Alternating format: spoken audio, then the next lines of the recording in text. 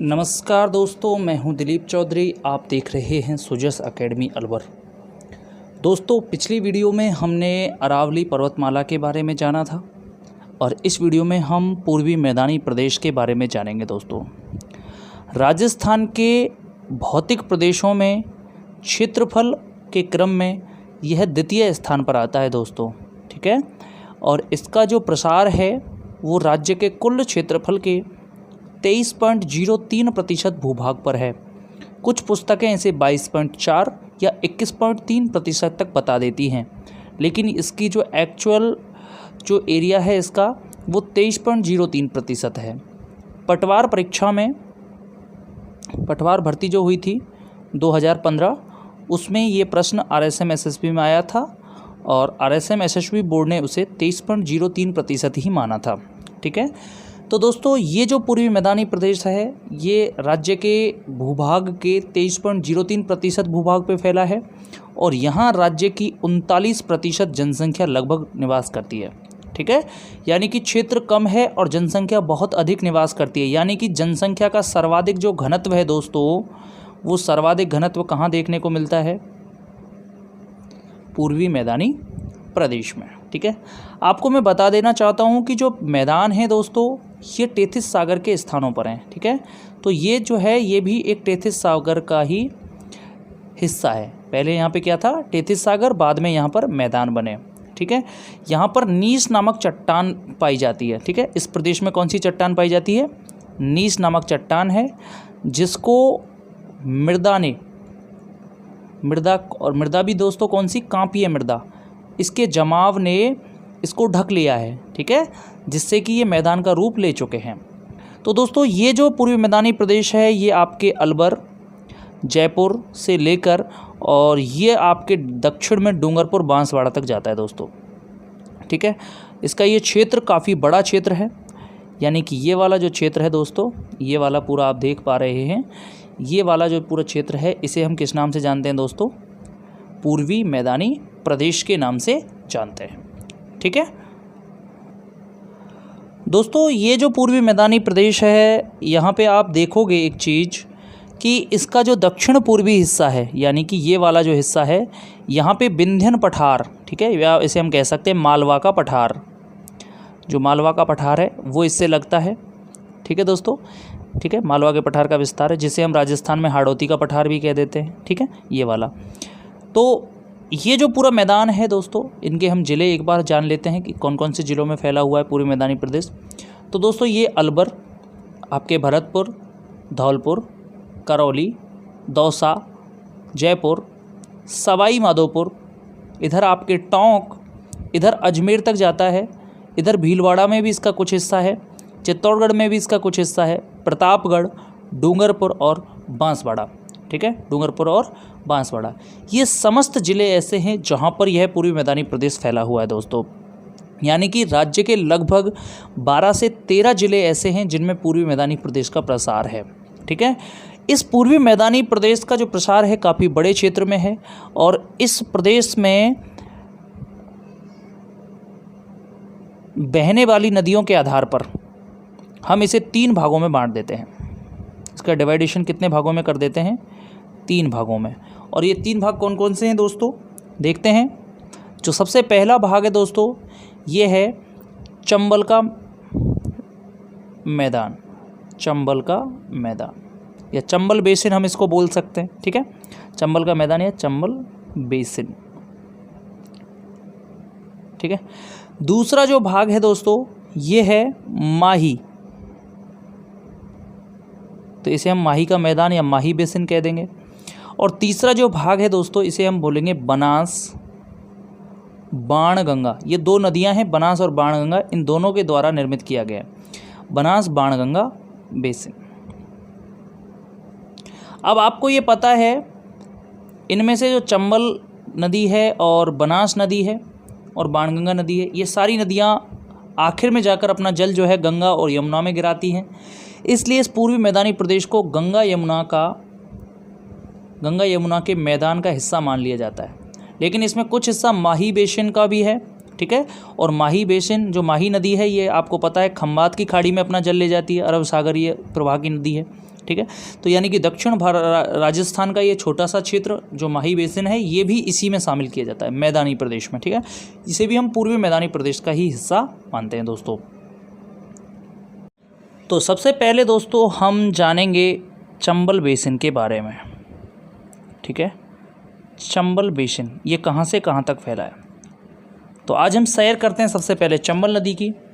तो आपको पता है चंबल नदी जनापाव की पहाड़ियों से निकलती है और इस प्रकार, ठीक है, ये मुख्य रूप से महू ज़िले से निकलती है दोस्तों ना। जनापाव की पहाड़ी महू ज़िले में है, कहाँ पे, मध्य प्रदेश, यहाँ से निकलती है और मंदसौर के पास इस पर गांधी सागर बांध बना है। चित्तौड़गढ़ में भैंसरोडगढ़ के निकट प्रवेश करती है और कोटा बूंदी की सीमा बनाती हुई ये आपके राजस्थान और मध्य प्रदेश की सीमा पर 241 किलोमीटर बहती हुई उत्तर प्रदेश में चली जाती है और वहाँ पर ये कौन सी नदी में मिल जाती है, यमुना नदी में ये दोस्तों मिल जाती है, ठीक है।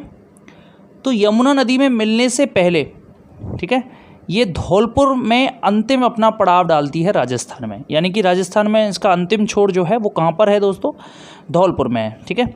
तो राजस्थान में स्टार्ट कहाँ से होती है दोस्तों, ये चित्तौड़गढ़ से, ठीक है।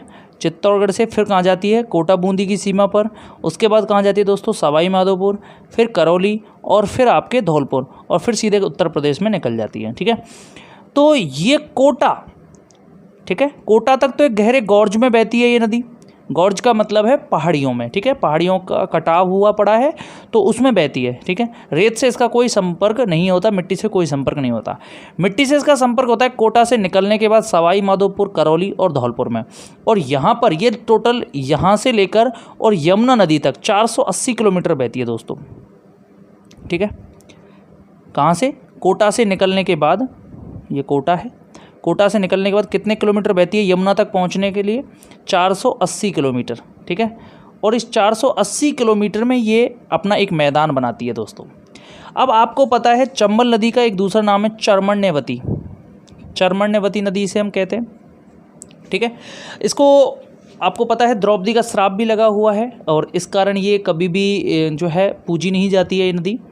तो ये जो चंबल है, हम बात चंबल की कर रहे हैं, तो चंबल जो है राजस्थान की कामधेनु जिसे हम कहते हैं, ये चंबल यहाँ पर पहाड़ियों में बहती है इसलिए यह मैदान का निर्माण नहीं करती है, लेकिन कोटा से निकलने के बाद मैदान का निर्माण करती है। और इसका जो मैदान है दोस्तों ये ऊबड़ खाबड़ है। क्यों? क्योंकि आपको पता है कि चंबल नदी पूरे भारत में उत्खात भूमि या इसको हम कह सकते हैं बीहड़, ठीक है, बीहड़ भूमि या इस इंग्लिश में हम इसे कहें तो बेड लैंड निर्माण के लिए पूरे भारत में प्रसिद्ध है ये नदी। यानी कि सबसे ज़्यादा बीहड़ भूमि का निर्माण करती है, उत्खात भूमि का निर्माण करती है या बेडलैंड का निर्माण करती है, ठीक है। तो ये जो कोटा से निकलने के बाद सवाई माधोपुर में जाती है तो यहाँ पर सर्वाधिक बीहड़ भूमि का निर्माण करती है। बीहड़ भूमि यानी कि ये नदी क्या करती है, अवनालिका अपर्दन करती है मिट्टी का, अवनालिका अपर्दन। और अवनालिका अपर्दन के कारण जो मिट्टी है उसका जमाव एक दूसरी तरफ कर देती है और इस प्रकार इसने अपने बहुत सारे रास्ते बनाए हुए हैं। ये जिस तरफ मिट्टी में एक बार घुस जाती है उधर रास्ता निकाल के छोड़ती है, तो इसने अपने बहुत सारे रास्ते बनाए हुए हैं। यानी कि ये मिट्टी के जो मिट्टी है उसमें एक जगह नहीं बहती है, ये बार बार अपना रास्ता चेंज करती है। इसलिए जिस रास्ते से एक बार निकल जाती है फिर दूसरे रास्ते पे जाएगी, फिर तीसरे रास्ते पे जाएगी, तो वो जो मिट्टी होती है उसको ऊबड़ खाबड़ बना देती है। उस ऊबड़ खाबड़ भूमि को ही दोस्तों क्या बोलते हैं, उत्खात भूमि या बीहड़ भूमि, ठीक है। तो ये बीहड़ भूमि का निर्माण करती है और सर्वाधिक जो बीहड़ भूमि है दोस्तों ये सवाई माधोपुर में है, ठीक है। उसके बाद करौली का स्थान आता है, फिर धौलपुर का स्थान आता है, ठीक है। डांग क्षेत्र भी इसी को कहा जाता है क्योंकि यहाँ छोटी छोटी पहाड़ियाँ भी हैं, ठीक है। उत्खात भूमि के साथ साथ छोटी पहाड़ियाँ भी देखने को मिलती हैं और इस प्रदेश में निकलने वाला जो पत्थर है वो बहुत कीमती है, ये विदेशों तक जाता है दोस्तों। तो ये जो धौलपुर है यहाँ भी डांग का प्रसार है, करौली और सवाई माधोपुर तीनों ही जिलों में है। इसमें जो डांग का राजा है वो राजा है धौलपुर और जो रानी है करौली। जबकि अगर आपसे पूछे सर्वाधिक बीहड़ भूमि या डांग क्षेत्र कौन सा है तो सवाई माधोपुर में है, ठीक है। लेकिन राजा और रानी कौन कौन से हैं, धौलपुर राजा है और करौली रानी है। द्वितीय स्थान पर हम दोस्तों बात करते हैं माही के मैदान की या माही बेसिन की। दोस्तों आपको बता दूं कि जो माही बेसिन है ये माही नदी के प्रवाह क्षेत्र में फैला हुआ है, ठीक है। इस तरह माही नदी आती है और इस तरह वो दक्षिण में चली जाती है, ठीक है। ये कहाँ पे अपना जल गिराती है? खंबात की खाड़ी में। कहाँ से आती है माही नदी? ये धार ज़िले से आती है। मध्य प्रदेश में धार जिला है, वहाँ से मेहद झील से निकलती है दोस्तों। ये कौन सी झील से? मेहद झील, ठीक है। यहाँ से कौन सी नदी निकलती है? माही नदी, ठीक है। तो ये जो माही नदी है मुख्य रूप से, और इसके अलावा 56 नदी नालों का एक समूह है जिसे हम 56 का मैदान कहते हैं, जो डूंगरपुर बांसवाड़ा के बीच फैला हुआ है। साथ ही जाखम जो इसकी सहायक नदी है, प्रतापगढ़ से आती है, ठीक है। इधर से सोम नदी आती है। ये सभी जो सोम, माही, जाखम, ये जो नदियां हैं, इनका जो प्रवाह क्षेत्र है, इसमें जो मैदान निर्मित करते हैं उसे माही बेसिन के नाम से दोस्तों जानते हैं। याद रखना, ये जो प्रदेश है, इस प्रदेश का जो ढाल है, ठीक है, ये प्रदेश का जो ढाल है ये दोस्तों कहाँ पर है? दक्षिण पश्चिम की तरफ, ठीक है, दक्षिण पश्चिम की तरफ। और जो ये पहला प्रदेश पड़ा था चंबल बेसिन, इसका जो ढाल है दोस्तों वो किधर है? उत्तर पूर्व की ओर, ठीक है। इसका ढाल उत्तर पूर्व की ओर है और इसका दक्षिण पश्चिम की ओर ढाल है। इसकी दोस्तों ढाल प्रवणता अगर हम देखें, ढाल प्रवणता का मतलब है कि 1 मीटर ढलान जो है वो कितनी दूरी पर होता है, ठीक है। तो इसके हम अगर ढाल प्रवणता को देखें दोस्तों, तो 8 से 12 मीटर प्रति किलोमीटर इसका ढाल है। यानी कि 1 किलोमीटर चलने पर इस प्रदेश का जो ढलान है वो 8 से 12 किलोमीटर तक हो जाता है दोस्तों, ठीक है। इस प्रदेश को दोस्तों 56 के मैदान या वागड़ प्रदेश के नाम से जाना जाता है, ठीक है। ये आपको मैं पहले ही बता चुका हूँ। इसी तरह अगर हम बात करें तीसरे प्रदेश की, तीसरा यानी कि बनास बाणगंगा बेसिन। दोस्तों ये जो बनास बाणगंगा बेसिन है, तो देख लीजिए यहाँ पे बनास नदी बैराट की पहाड़ियों से निकलती है, दौसा भरतपुर होते हुए ये सीधे कहाँ चली जाती है? यमुना में। फतेहाबाद, आगरा के पास फतेहाबाद में एक इसमें मिल जाती है, यमुना नदी में मिल जाती है। कहाँ से निकलती है दोस्तों? बैराट की पहाड़ियों से, जयपुर से, ठीक है। कौन सी नदी? बाणगंगा, जिसे अर्जुन की गंगा या ताला नदी बोलते हैं। दूसरी है आपके खमनौर की पहाड़ियों से निकलती है, ठीक है। और राजसमंद से चित्तौड़गढ़, फिर भीलवाड़ा, फिर अजमेर, टोंक और आपके सवाई माधोपुर होते हुए चंबल नदी में मिल जाती है। यहाँ पे चंबल आ रही है, ठीक है। और ये सीधे चंबल नदी किस में मिल जाती है? यमुना में। ये दोस्तों नदी जो है ये है बनास नदी, ठीक है। ये जो बनास नदी है इसका प्रवाह दक्षिण पूर्व की ओर है। जो बनास नदी है और बनास का जो मैदान है, ठीक है, बनास नदी जो मैदान बना रही है उसे बनास का मैदान कहते हैं, और बाणगंगा बना रही है उसे बाणगंगा का मैदान कहते हैं। और इन दोनों के मैदान को मिला करके पूर्वी मैदान का एक प्रदेश मान लिया जाता है, जिसे बनास बाणगंगा बेसिन कहते हैं।